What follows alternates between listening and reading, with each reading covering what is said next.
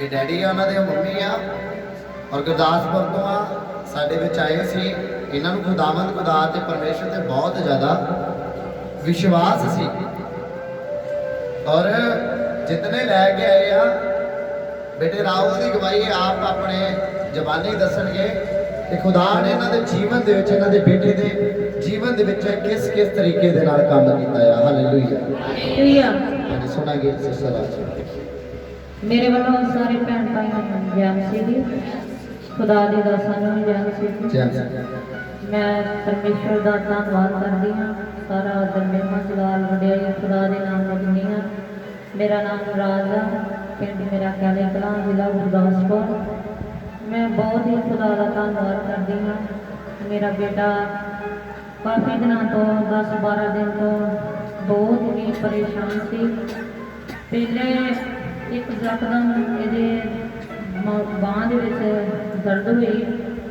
दर्द होने तो बाद मैं सोचा शायद नॉर्मल दर्द आ, तो मैं इस तरह ही मैडिसन दी इनू ते वांडे गया सीगा अपने भूआ के कोल, ते उन्होंने फोन किया कि राहुल ने दर्द बहुत होती आ।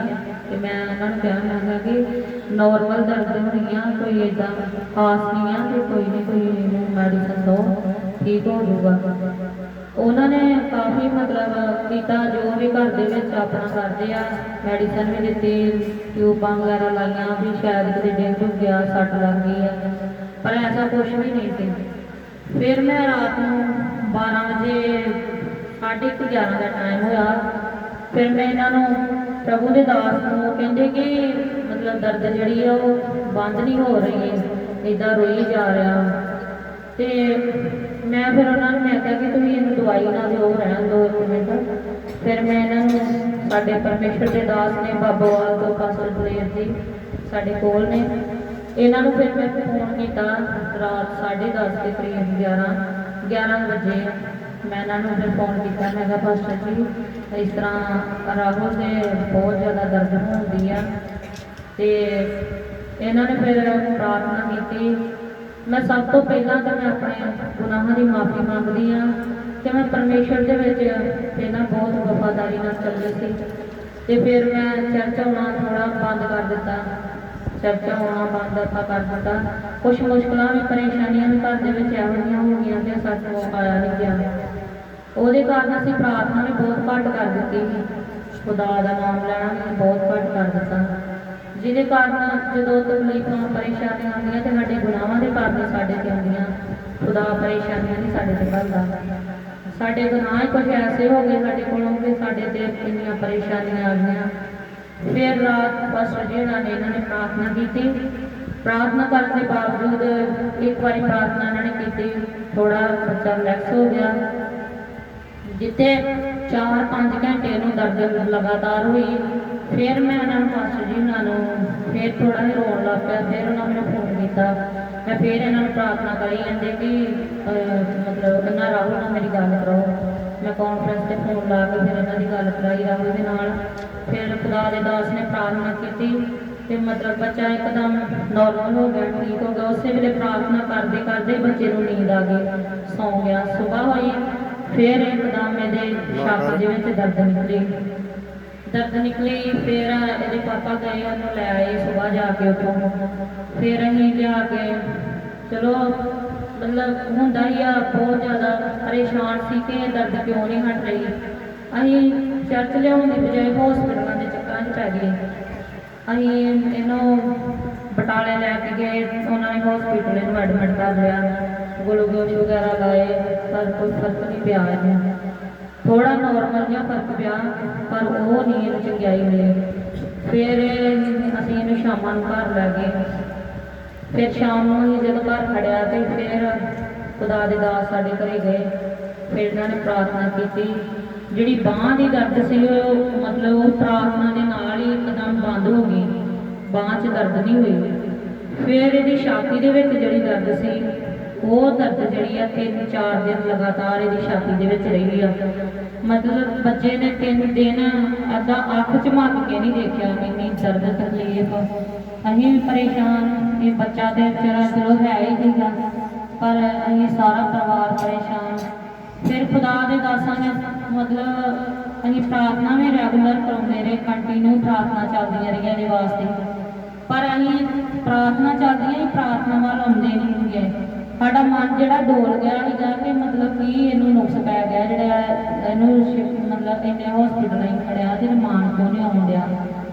फिर असीं इहनूं बटाले एक हॉस्पिटल दाखल कराया, उत्थों भी कुछ फर्क नहीं पिया। फिर असीं इहनूं दूसरी जगह एडमिट कराया, सिविल हस्पताल लैके गए, उत्थे भी कुछ फर्क नहीं पिया। उन्होंने भी एक्सरे कर दिते, कुछ इदां दा सानूं दस दिता कि साडा दिल डरा दिता उन्होंने। फिर असीं इहनूं बटाले एक होर हॉस्पिटल लैके गए, परेशान सी, लैके घूमते फिरते सी कि कितों चंगियाई मिले, कितों आराम मिले इहनूं, पर आराम नहीं मिलता। फिर असीं इहनूं हॉस्पिटल एडमिट कराया, एकदम इहदी दिल की धड़कन जिहड़ी वध गई। जदों धड़कन वध गई तो मेरा दिल जिहड़ा बहुत डर गया। डॉक्टर कहते कि इहदी मतलब जिहड़ी धड़कन आ वध चुकी आ, जिहड़ी ऑक्सीजन आ खत्म होण डी आ। मैं खुदा दे दासां नूं फिर फोन किया, मैं पास्टर जी कि राहुल की कंडीशन बहुत खराब हो गई आ, दसते पे है कि इदां करके ऑक्सीजन लाती है उन्होंने, तो किदां करिए पास्टर जी, तुसीं प्रार्थना करो। तो पास्टर जी मैनूं खुदा दे दासां ने मैनूं बहुत दलेरी हिम्मत दी। खुदा दे दास मेरी हिम्मत बन के मेरे नाल रहे। इन्हां मैनूं कहा कि तुसीं मतलब परेशान नहीं होना, विश्वास नहीं छड्डना, अपने विश्वास से अड़े रहना। उन्होंने सानूं अंमृतसर रैफर कर दिता, बटालियों ऑक्सीजन लाती, इदां ही ऑक्सीजन लगी इनू अंमृतसर उन्होंने न्यू लाइफ हॉस्पिटल में रैफर कर दिता। उत्थे इनू जदों उन्हें रैफर किया तो उन्हें जाते ICU चला दिता। इनू ICU चला के उन्होंने बहुत ही ज़्यादा मतलब ऑक्सीजन लाइया, इनू बदल बदल के जी पहला तो दूसरी ऑक्सीजन लाई, फिर जी एकदम बंदा डैड हो जाता है ना, वो ऑक्सीजन इनू ला दी उन्होंने। मैं फिर खुदा दे दास नूं फोन किया, मैं पास्टर जी मतलब राहुल की कंडीशन बहुत खराब हो गई आ, मैं हुण की करा। मैनूं आंदे तुसीं करना नहीं कुछ भी, बस तुसीं प्रार्थना करो। असीं भी प्रार्थना करन डे आ। साडे वड्डे पास्टर मलूक जी बाहर ने आफर तो उन्होंने भी मतलब फोन किया, वो भी रैगूलर कंटिन्यू प्रार्थना करते रहे ये वास्ते। फिर मैं जब गई तो मतलब बहुत ही परेशान सी। उन्होंने जिदा मतलब ऑक्सीजन ला ला के इहदा जिहड़ा साह ही खत्म हो गया है। फिर मैनूं खुदा दे दास ने कहा कि ऑनलाइन इन्होंने मैनूं प्रार्थना की, मैनूं कहंदे फोन लैके ICU च जाओ। वो मैनूं जान ना देन, कहंदे कि मतलब कंडीशन बहुत खराब आ, असीं तुहानूं अगे नहीं जान दे सकते। मैं कहा मैनूं एक बारी जान दो। मैं बहुत उन्होंने तरले कीते, मिन्नतां कीतियां, तो उन्होंने मैनूं अगे लगाता। मैं क्या तुसीं कहंदे इहदे साह खत्म हो गए आ, पर जिहड़ा मेरा परमेश्वर है इहदे साह देण वाला जिहने इहनूं जीवन दिता, जन्म दिता वा, वो इहदे साह खत्म होण नहीं दिंदा। इन्होंने प्रार्थना की ऑनलाइन, खुदा दे दासां ने एकदम परमेश्वर ने बच्चे दे विच नवें साह पाए। उस वेले उठ के मतलब आखा चमकियां इन्हें, मेरे दिल में हौसला हो गया कि मेरा खुदा सचमुच जीवदा परमेश्वर है जो मुर्दियां विच जान पाउण दी शक्ति रखदा। मैं खुदा दा धन्नवाद करदी हां परमेश्वर दा। खुदा ने इस बच्चे दे विच अपने साह पाए और फिर थोड़ी देर बाद मैं फिर ऊपर आ गई। मैं इन्होंने कहा, मैं पास्टर जी राहुल मतलब हुण मैनूं लगदा कि ठीक आ, तो मैनूं कहंदे कि घबराउणा नहीं दीदी, इन्हां दे परमेश्वर ने अपने साह राहुल दे विच पा दित्ते आ, हुण कोई डरन की जरूरत नहीं आ। उन्होंने सानूं बिल्कुल ही जवाब देता ही। अंमृतसर वालियां ने भी कहंदे ही कि मतलब साडे हाथ जोड़े आ, असीं हुण कुछ नहीं कर सकदे, साडे वसों बाहर आ गल। ते मैं कहा तुहाडे वसों बाहर आ, पर मेरे खुदा दे वस विच आ सब कुछ। वो सब कुछ करन दी समर्थ रखदा वा। वेखियो तुहाडे विच ही बच्चा चल के जाऊगा। ते जदों पास्टर जी ने फिर मैनूं कहंदे कि दीदी फोन लैके थल्ले जाओ ICU च, वेखो राहुल बैठा वा उठ के। जिस तरह मैनूं इन्होंने खुदा दे दासां ने कहा, मतलब जिथे बच्चा इन्ना सीरीयस सी, मैं जाके वेख्या एकदम मेरा बच्चा उठ के बैठा। मैं आवाज मारी राहुल, ਮੈਨੂੰ ਆਵਾਜ਼ ਦਿੱਤੀ, ਮੰਮੀ ਹਾਂਜੀ ਮੈਂ ਠੀਕ ਆ। ਮੈਂ ਖੁਦਾ ਦਾ ਧੰਨਵਾਦ ਕਰਦੀ ਹਾਂ ਪਰਮੇਸ਼ਵਰ ਦਾ ਕਿ ਜਿਸ ਤਰ੍ਹਾਂ ਮੈਨੂੰ ਖੁਦਾ ਦੇ ਦਾਸ ਨੇ ਆਖਿਆ ਕਿ ਦੀਦੀ ਜਾ ਕੇ ਵੇਖੋ ਤੁਹਾਡਾ ਬੱਚਾ ਇਸ ਵਕਤ ਸਹੀ ਸਲਾਮਤ ਆ, ਖੁਦਾ ਦੇ ਹੱਥ ਵਿੱਚ ਆ, ਪਰਮੇਸ਼ਵਰ ਦੇ ਸਵਰਗਦੂਤ ਉਹਦੇ ਕੋਲ ਖੜੇ ਆ, ਜਾ ਕੇ ਵੇਖੋ ਰਾਹੁਲ ਬੈਠਾ ਹੋਇਆ ਤੁਹਾਨੂੰ ਨਜ਼ਰ ਆਊਗਾ। ਮੈਂ ਖੁਦਾ ਦਾ ਧੰਨਵਾਦ ਕਰਦੀ ਹਾਂ, ਜਿਸ ਤਰ੍ਹਾਂ ਮੈਨੂੰ ਖੁਦਾ ਦੇ ਦਾਸ ਨੇ ਕਿਹਾ ਮੈਂ ਉਸੇ ਤਰ੍ਹਾਂ ICU 'ਚ ਜਾ ਕੇ ਵੇਖਿਆ, ਮੇਰਾ ਬੱਚਾ ਨੋਰਮਲ ਸਹੀ ਤਰੀਕੇ ਦੇ ਨਾਲ ਬੈਠਾ, ਮੇਰੇ ਨਾਲ ਗੱਲਾਂ ਕੀਤੀਆਂ, ਬਹੁਤ ਵਧੀਆ। ਮੈਂ ਖੁਦਾ ਦਾ ਧੰਨਵਾਦ ਕੀਤਾ ਪਰਮੇਸ਼ਵਰ ਦਾ।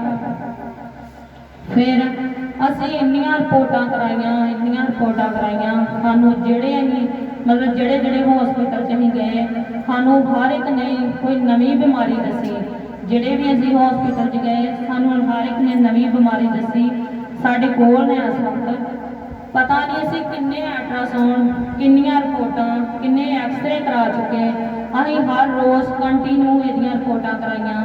ਜਦੋਂ ਅਸੀਂ ਰਿਪੋਰਟ ਕਰਾਉਂਦੇ ਸੀ ਉਹਦੇ ਵਿੱਚ ਕੁਛ ਨਾ ਕੁਛ, ਕੋਈ ਨਾ ਕੋਈ ਬਿਮਾਰੀ ਨਵੀਂ ਰੋਜ਼ ਆਉਂਦੀ ਸੀ ਤੇ ਅਸੀਂ ਥੱਕ ਚੁੱਕੇ ਸੀ, ਇੱਕਦਮ ਮਤਲਬ ਟੁੱਟ ਚੁੱਕੇ ਸੀ ਕਿ ਹਰ ਰੋਜ਼ ਅਸੀਂ ਇਹਦੀਆਂ ਰਿਪੋਰਟਾਂ ਕਰਾਉਂਦੇ ਆ, ਹਰ ਰੋਜ਼ ਅਸੀਂ ਇਹਦੇ ਟੈਸਟ ਕਰਾਉਂਦੇ ਆ ਤੇ ਹਰ ਰੋਜ਼ ਇਹਨੂੰ ਬਿਮਾਰੀ ਕੋਈ ਨਾ ਕੋਈ ਨਵੀਂ ਇਹਦੇ ਸਰੀਰ ਦੇ ਅੰਦਰ ਪੈਦਾ ਹੋ ਜਾਂਦੀ, ਉਹ ਕਿੱਥੋਂ ਆ ਜਾਂਦੀ ਆ। ਤੇ ਅਸੀਂ ਜਦੋਂ ਪਹਿਲਾ ਡਾਕਟਰ ਨੂੰ ਵਿਖਾਇਆ ਕਿ ਉਹਨਾਂ ਨੇ ਕਿਹਾ ਕਿ ਮਤਲਬ ਇਹਦੀ ਛਾਤੀ ਦੇ ਉੱਤੇ ਨਾ ਕੁਛ ਪਤਾ ਨਹੀਂ ਕੋਈ ਇਹੋ ਜਿਹਾ ਜੰਮ ਗਿਆ ਵਾ, ਥੋੜਾ ਜਿਹੜਾ ਮਤਲਬ ਵਾਇਰਸ ਚੱਲਿਆ, ਇਹਦਾ ਕੋਈ ਅਸਰ ਲੱਗਦਾ ਵਾ।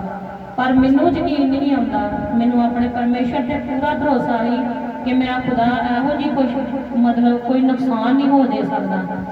ਫਿਰ ਮੈਂ ਦੂਸਰੀ ਜਗ੍ਹਾ ਕਰਾਇਆ, ਉਹਨਾਂ ਨੇ ਕਿਹਾ ਕਿ ਇਹਨੂੰ ਨਮੂਨੀਆ ਦੀ ਸ਼ਿਕਾਇਤ ਹੋ ਗਈ ਆ। ਫਿਰ ਜਦੋਂ ਦੂਸਰੇ ਆਈ ਹਸਪੀਟਲ ਇਹਨੂੰ ਫੜਿਆ, ਤੀਸਰੇ ਉਹਨਾਂ ਨੇ ਕਿਹਾ ਕਿ ਇਹਦੀ ਮਤਲਬ ਬੱਕੀ ਦੇ ਵਿੱਚ ਮਤਲਬ ਜਿਹੜੀਆਂ ਪਸਲੀਆਂ ਵਾ ਫਿਫਰੇ ਇਹਨਾਂ ਦੇ ਵਿੱਚ ਪਾਣੀ ਪੈ ਚੁੱਕਿਆ ਵਾ ਤੇ ਅਸੀਂ ਜਿੱਦਾਂ ਮਤਲਬ ਟੁੱਟ ਚੁੱਕੇ ਸੀਗੇ ਕਿ ਰੋਜ਼ ਨਵੀਆਂ ਬਿਮਾਰੀਆਂ, ਕਦੀ ਇਹਦੇ ਬਾਥਰੂਮ ਵਿੱਚ ਇਨਫੈਕਸ਼ਨ ਆ ਗਈ ਆ, ਇਹਨੂੰ ਸ਼ੂਗਰ ਆ ਗਈ ਆ, ਇਹਨੂੰ ਕੁਛ ਆਹ ਹੋ ਗਿਆ, ਉਹ ਹੋ ਗਿਆ, ਮਤਲਬ ਨਵੀਂ ਤੋਂ ਨਵੀਂ ਬਿਮਾਰੀ, ਰੋਜ਼ ਨਵੀਂ ਤੋਂ ਨਵੀਂ ਬਿਮਾਰੀ। ਇੱਕ ਦਿਨ ਅਸੀਂ ਥੱਕ ਚੁੱਕੇ ਫਿਰ ਕੇ ਮਤਲਬ ਸਾਡੇ ਵੱਸ ਦੀ ਗੱਲ ਨਹੀਂ ਰਹੀ, ਨਾ ਡਾਕਟਰਾਂ ਦੇ ਵੱਸ ਦੀ ਗੱਲ ਰਹੀ। ਅਸੀਂ ਇੱਥੇ ਲੈ ਕੇ ਆਏ ਪਿੰਡ ਬਾਬੋਵਾਲ ਦੇ ਵਿੱਚ। ਮੈਂ ਘਰਦਿਆਂ ਨੂੰ ਕਿਹਾ, ਮੈਂ ਕਿਹਾ ਉਹ ਮੈਨੂੰ ਕਹਿੰਦੇ ਕਿ ਇਹਨੂੰ ਹੁਣ ਗੁਰਦਾਸਪੁਰ ਐਡਮਿਟ ਕਰਾ ਦਈਏ ਸਰਕਾਰੀ ਹਸਪੀਟਲ 'ਚ, ਇਹਦੋਂ ਬਾਅਦ ਕੁਛ ਨਹੀਂ ਆ। ਮੈਂ ਕਿਹਾ ਕਿ ਤੁਸੀਂ ਇਹ ਗੱਲ ਨਾ ਮੈਨੂੰ ਕਹੋ, ਮੈਨੂੰ ਵਿਸ਼ਵਾਸ ਆ ਕਿ ਮੇਰਾ ਬੱਚਾ ਉੱਥੇ ਜਾਊਗਾ ਤੇ ਠੀਕ ਹੋਊਗਾ। ਮੈਨੂੰ ਇੱਕ ਵਾਰੀ ਆਪਣੇ ਮਤਲਬ ਦਾਸਾਂ ਦੇ ਕੋਲ ਇਹਨੂੰ ਲੈ ਜਾਣ ਦਿਓ ਚਰਚ ਦੇ ਵਿੱਚ। ਮੈਂ ਕਿਹਾ ਜਦੋਂ ਮੈਂ ਲੈ ਕੇ ਆਊਂਗੀ ਉਦੋਂ ਤੁਸੀਂ ਰਿਪੋਰਟਾਂ ਕਰਾ ਸਕਦੇ ਜੀ ਇਹਦੀਆਂ। ਇਹਨਾਂ ਮੈਨੂੰ ਵਿਸ਼ਵਾਸ ਸੀ ਆਪਣੇ ਖੁਦਾ ਦੇ ਉੱਤੇ। ਇੱਕਦਮ ਮੇਰੇ ਬੱਚੇ ਦੇ ਵਿੱਚ ਅੱਧੇ ਸਾਹ ਹੀ ਜਦੋਂ ਮੈਂ ਇਹਨੂੰ ਇੱਥੇ ਲੈ ਕੇ ਆਈ ਸੀ। ਇਸ ਵਕਤ ਮੇਰਾ ਬੱਚਾ ਇਸ ਜਗ੍ਹਾ ਤੇ ਮੌਜੂਦ ਆ, ਸਹੀ ਸਲਾਮਤ ਆ ਖੁਦਾ ਦੀ ਕਿਰਪਾ ਦੇ ਨਾਲ। ਮੈਂ ਇਹਨਾਂ ਸਭ ਕਲੀਸਿਆ ਦਾ ਧੰਨਵਾਦ ਕਰਦੀ ਹਾਂ ਜਿਨ੍ਹਾਂ ਨੇ ਦਾਸਾਂ ਨੇ ਇਸ ਬੱਚੇ ਦੇ ਲਈ ਹਰ ਰੋਜ਼ 5-7 ਦਿਨ ਤੋਂ ਰੈਗੂਲਰ ਨਾਲ ਫਾਸਟ ਲਾ ਕੇ ਪ੍ਰਾਰਥਨਾ ਕੀਤੀਆਂ। ਹਰ ਰੋਜ਼ ਰਾਤ ਦਿਨ ਇਹਨਾਂ ਨੇ ਕੰਟੀਨਿਊ ਇਸ ਬੱਚੇ ਦੇ ਵਾਸਤੇ ਫਾਸਟ ਰੱਖ ਕੇ, ਇਸ ਪਵਿੱਤਰ ਕਲੀਸਿਆ ਨੇ ਵੀ ਫਾਸਟ ਰੱਖ ਕੇ ਇਸ ਬੱਚੇ ਦੇ ਦੁੱਖ ਨੂੰ ਸਮਝਿਆ ਤੇ ਇਹਨਾਂ ਨੇ ਹਰ ਰੋਜ਼ ਪ੍ਰਾਰਥਨਾ ਦੇ ਵਿੱਚ ਫਾਸਟ ਰੱਖ ਕੇ ਇਸ ਬੱਚੇ ਦੇ ਲਈ ਪ੍ਰਾਰਥਨਾ ਕੀਤੀਆਂ। ਬੱਚਾ ਇੱਕਦਮ ਨੋਰਮਲ ਆ, ਜਿੱਥੇ ਇਹਦੇ ਬਲੱਡ ਵੀ ਨਹੀਂ ਸੀ ਸਰਕਲ ਕਰਦਾ, ਲੱਤਾਂ ਦੇ ਵਿੱਚ ਇੱਕਦਮ ਪੀਲੀਆਂ ਹੋ ਚੁੱਕੀਆਂ ਸੀਗੀਆਂ, ਖੂਨ ਬਿਲਕੁਲ ਬੰਦ ਹੋ ਚੁੱਕਾ ਸੀ, ਸਿਵਾਏ ਇਸ ਜਗ੍ਹਾ ਤੇ ਸਾਹ ਹੀ ਤੇ ਇੱਥੇ ਹੀ ਸਭ ਲੋਕ ਵੇਖ ਕੇ ਕਹਿੰਦੇ ਸੀ, ਸਾਡੇ ਪਿੰਡ ਵੀ ਜਿਹੜਾ ਕੋਈ ਵੇਖ ਕੇ ਜਾਂਦਾ ਸੀ ਉਹ ਕਹਿੰਦੇ ਸੀ ਕਿ ਮਤਲਬ ਰਾਹੁਲ ਨਹੀਂ, ਇਹਦਾ ਬਚਾਅ ਨਹੀਂ ਹੈਗਾ। ਇਹ ਡਾਕਟਰਾਂ ਨੇ ਇਹਨੂੰ ਛੁੱਟੀ ਦੇ ਦਿੱਤੀ ਆ, ਤਾਂ ਕਰਕੇ ਉਹਨਾਂ ਨੇ ਇਹਨੂੰ ਭੇਜ ਦਿੱਤਾ ਜਲਦੀ ਘਰ। ਮੁੰਡੇ ਦੀ ਹਾਲਤ ਬਹੁਤ ਸੀਰੀਅਸ ਆ, ਇਹਦਾ ਨਹੀਂ ਬਚਾਅ, ਮੁਸ਼ਕਲ ਹੈਗਾ। ਸਾਨੂੰ ਲੋਕ ਕੁਛ ਕਹਿ ਜਾਂਦੇ ਸੀ, ਬਾਹਰ ਜਾ ਕੇ ਲੋਕ ਕੁਝ ਗੱਲਾਂ ਕਰਦੇ ਸੀ। ਤੇ ਮੈਂ ਖੁਦਾ ਦਾ ਧੰਨਵਾਦ ਕਰਦੀ ਹਾਂ ਜਿਹੜੇ ਪਰਮੇਸ਼ਵਰ ਨੇ ਇਹਦੇ ਵਿੱਚ ਆਪਣੇ ਸਾਹ ਪਾਏ, ਆਪਣਾ ਖੂਨ ਇਹਦੇ ਵਿੱਚ ਅੰਦਰ ਘੱਲ ਕੇ ਪਰਮੇਸ਼ਵਰ ਨੇ ਇਹਦੀਆਂ ਨਸਾਂ ਨੂੰ ਚਲਾਇਆ। ਇੱਕਦਮ ਬੱਚਾ ਨੋਰਮਲ ਆ। ਇਹ ਜਿੰਦਾ ਜਾਗਦਾ ਸਬੂਤ ਖੁਦਾ ਦੇ